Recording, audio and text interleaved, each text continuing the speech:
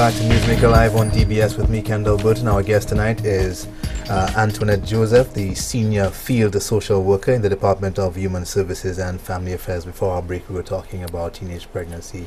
How serious a problem is it in St. Lucia currently? Well, currently... Have the numbers gone down, or are they up? I can't actually give accurate statistics as to whether it's up or down, but I know on average you would get at least 4 to 5 cases a month. I mean, there may be more in terms of the referrals. And what are some of the initiatives that you have currently ongoing to deal with that issue? Okay, well, in terms of initiatives, as I said earlier on, we just started that support teen parenting group, but we also have the initiative through Ministry of Education in terms of the teen parents returning to school.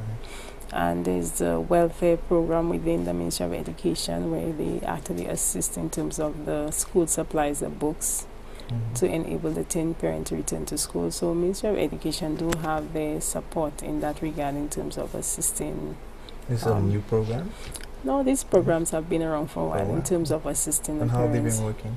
I think fairly well in terms of accessing books and uniforms through St. Lucia Social Development Fund. I mean, it's ongoing and it has been a very good program.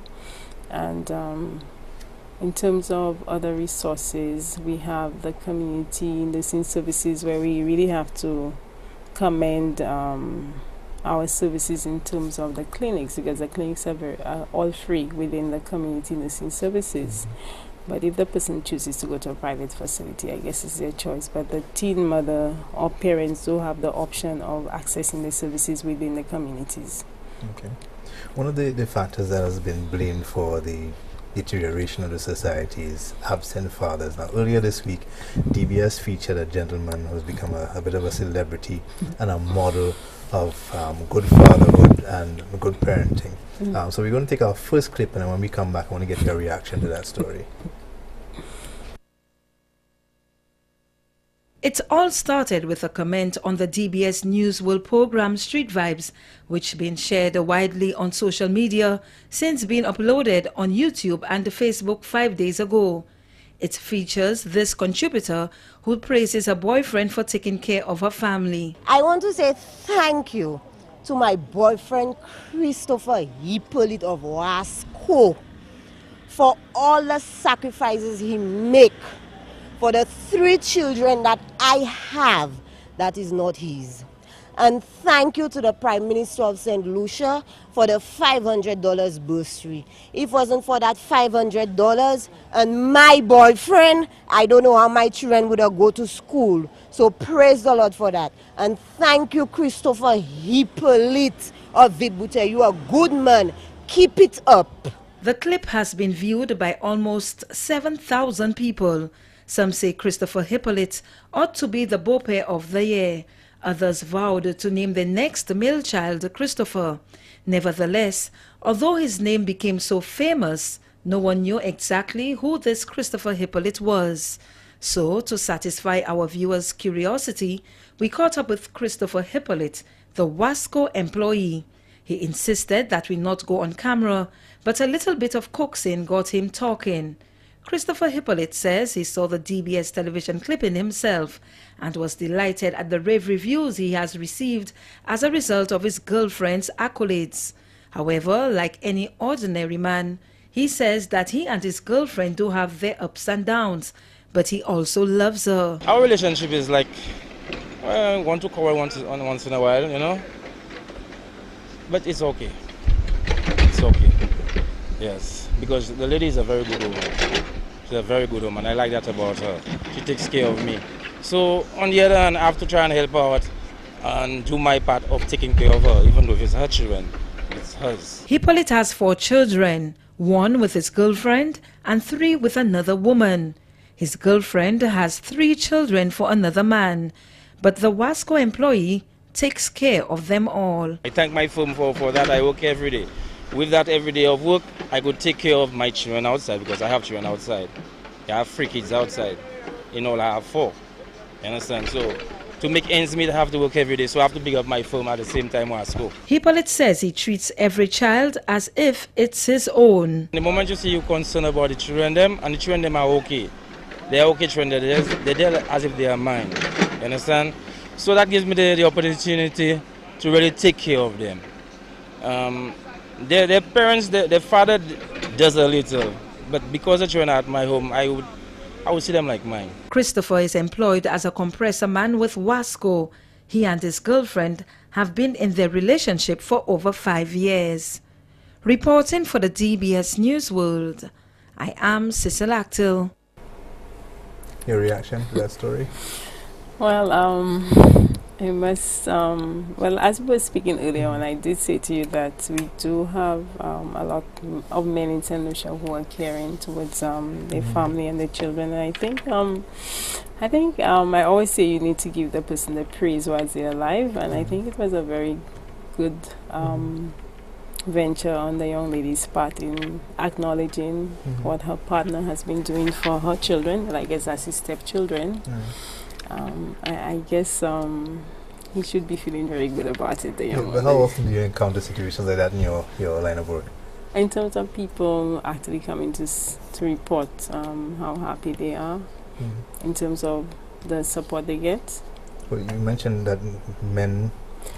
Okay, well, from my observation and what I see... Are more men stepping up and taking their responsibility? They are, and actually we have more men coming in to report that they're not satisfied with how their child or their children are being cared for. We do get, yes.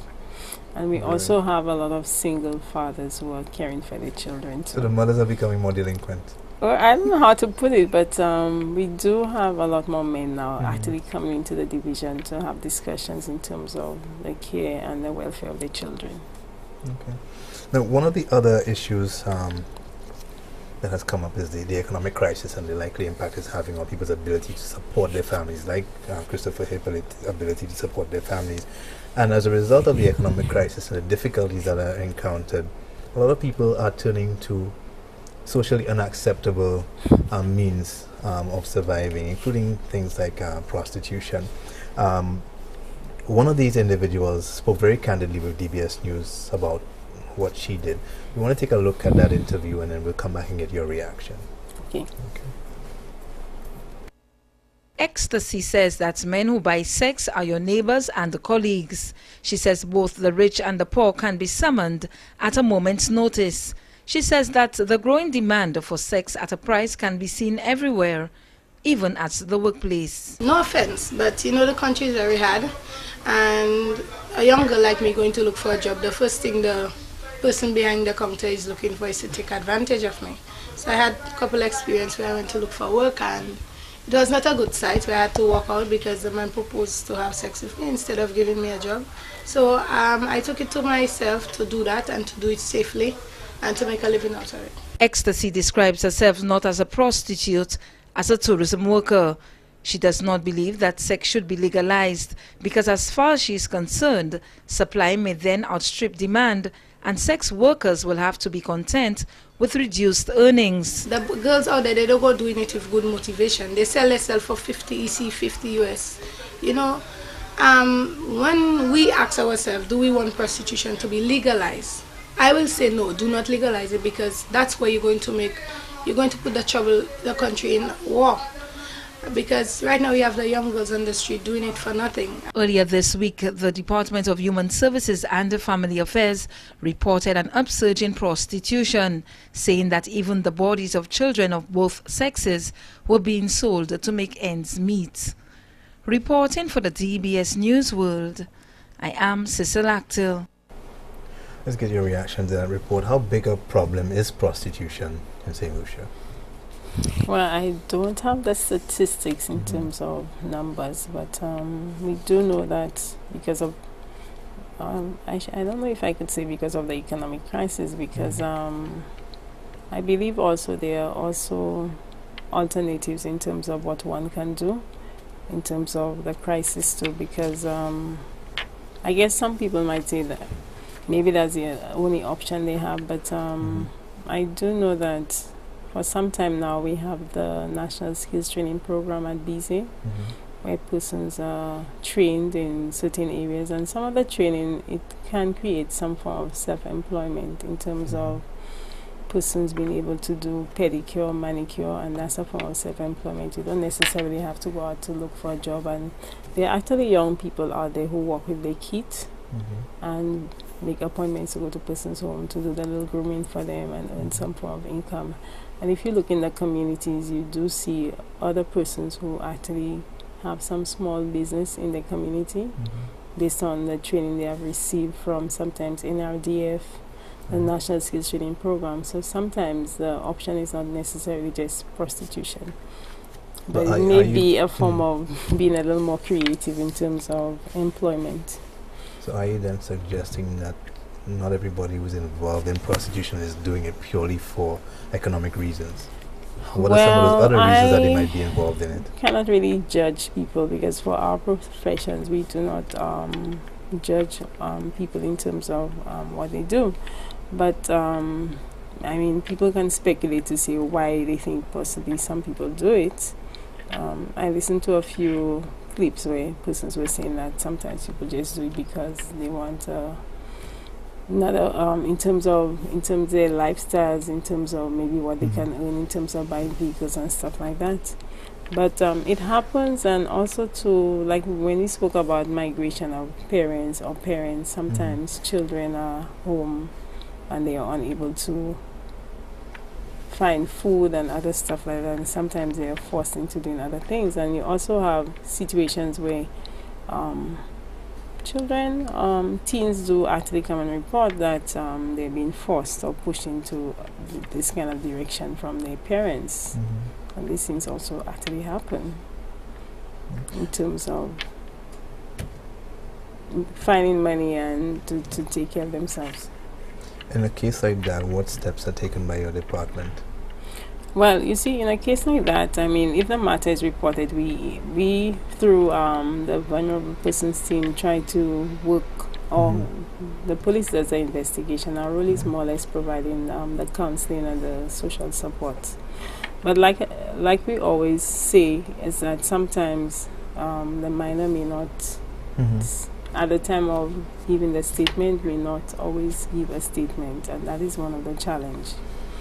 Okay, we're due for another break. We'll take that break, and when we come back, we'll talk a little more about prostitution and trafficking of persons. And you're watching Newsmaker Live on DBS with me, Kendall Burton. Our guest tonight, Antoinette Joseph, the Senior Field Social Worker at the Department of Human Services. We'll be right back.